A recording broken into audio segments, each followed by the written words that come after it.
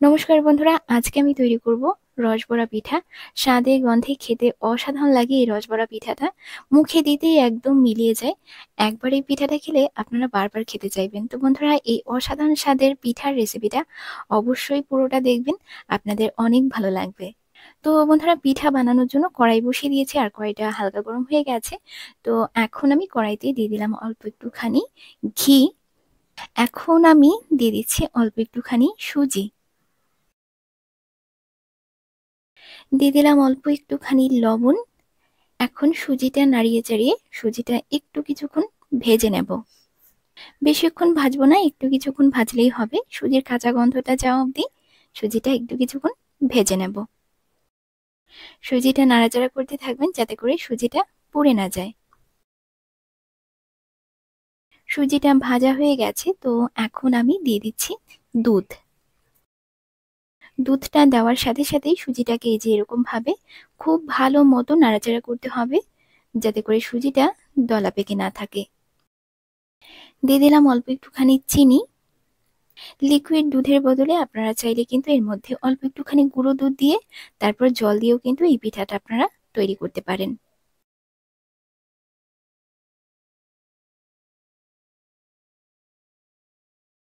তো বন্ধুরা, সুজিটাকে অনবরত এভাবে নাড়াচাড়া করে সুজির একটা এরকম ডো তৈরি করে নিতে হবে।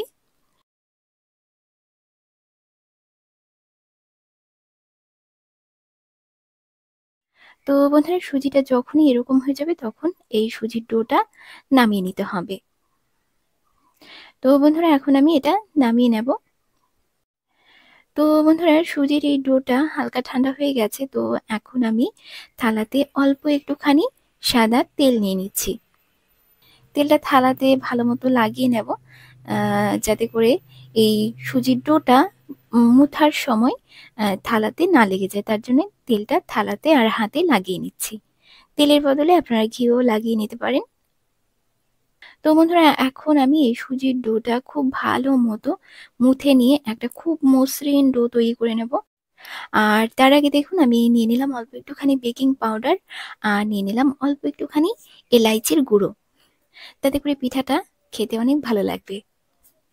এখন এই সুজির ডোটা খুব ভালো মতো মুথে নেব।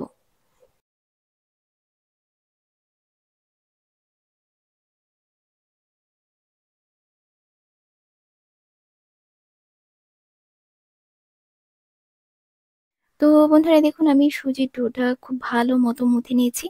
আর দেখুন কত সুন্দর সফট একটা ডো তৈরি হয়েছে। তো এখন আমি এই ডোটা থেকে ছোট্ট ছোট্ট করে লেচি কেটে নিয়ে গোল গোল করে পিঠাগুলো তৈরি করে নেব।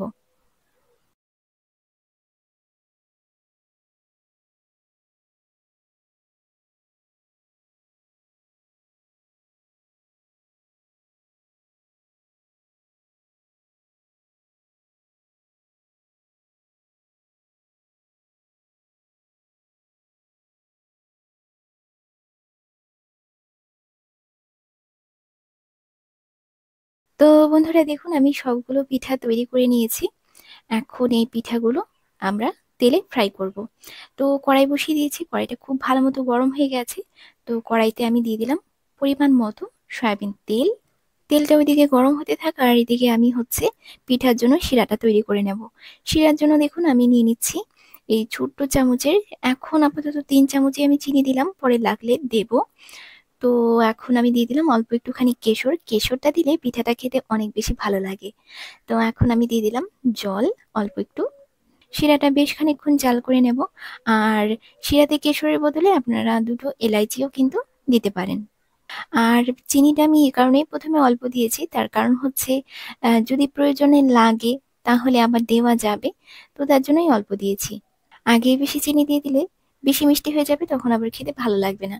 তো একটুখানি আমার কাছে লাগলো যে একটু চিনি লাগবে, তো তার জন্য এখন আমি আরো অল্প একটুখানি চিনি দিয়ে দিলাম। তো যাই হোক, দেখুন শিরার রংটা কিন্তু বেশ সুন্দর চলে এসেছে। আর এখানে আমি টোটাল ওই ছোট্ট চামচের 6 চামচের মতো চিনি দিয়েছি।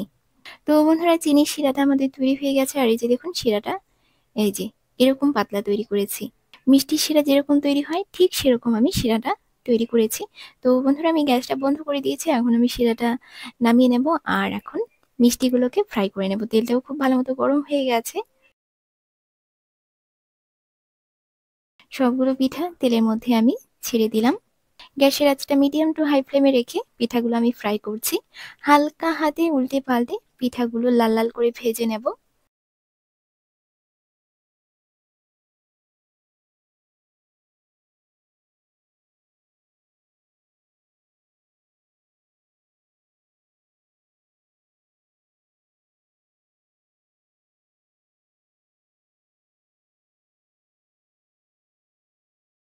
তো বন্ধুরা, পিঠাগুলো ফ্রাই করা হয়ে গেছে।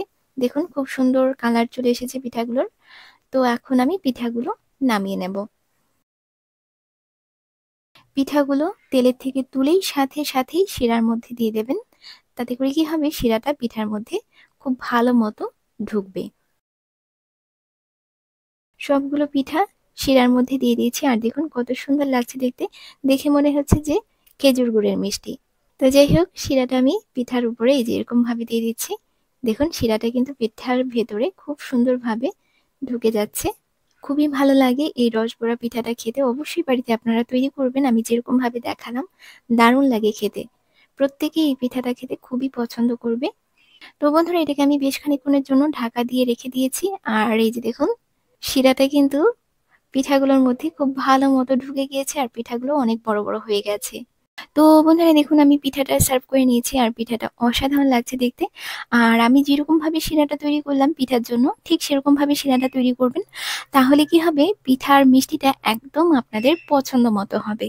তো দেখুন পিঠাটা কত সুন্দর নরম হয়েছে, আর খেতেও অনেক ভালো লাগে। পিঠাটার ভিতরে খুব সুন্দরভাবে শিরাটা ঢুকেছে দেখুন।